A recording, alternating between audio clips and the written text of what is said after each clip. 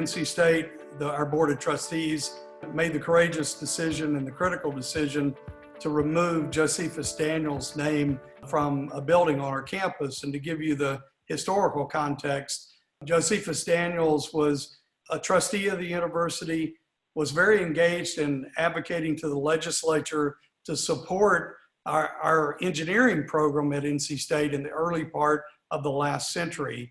And he was, in particular, he was interested in supporting our electrical engineering program because he was passionate about rural electrification and really elevating the state's economic condition through electrification. Having said all that, in addition, and more problematic, Josephus Daniels was a devout white supremacist. He used his ownership in the editorial pages of the News and Observer in the early part of the last century to express white supremacist views.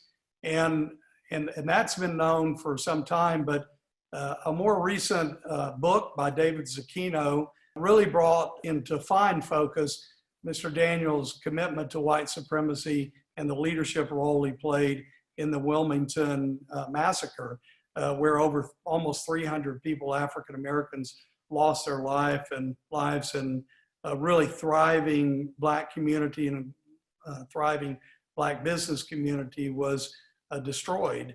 And it really is a legacy that is just completely opposite of NC State's values and the values of higher education.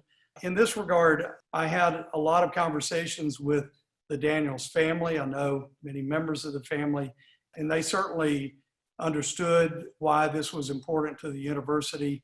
And so our trustees at their last meeting voted unanimously to take the name off the building, really as part of our ongoing effort to not only rectify, but also to elevate through education some of the past issues that continue to be a challenge for our country today. So that decision was made. The building has not been renamed because the building is currently being vacated by engineering as they move to a new building on Centennial campus.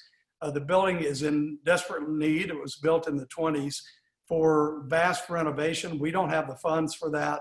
And as a result, we really are not sure at this point in time how the building will be used going forward. And so we'll reserve any further conversation about what name is appropriate for the building going forward. But that's the rationale for the decision. I'm proud of our trustees for taking that on, and I think it's a good outcome for the university.